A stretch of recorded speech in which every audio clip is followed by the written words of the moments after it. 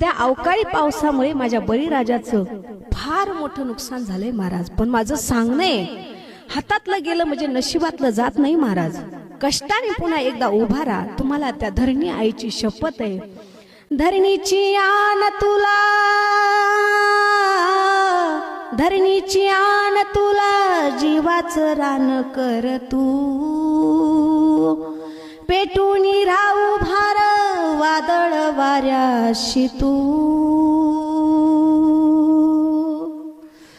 पडू दे ठिणगी लागू दे वनवा, आईचं ऋण फेड तू.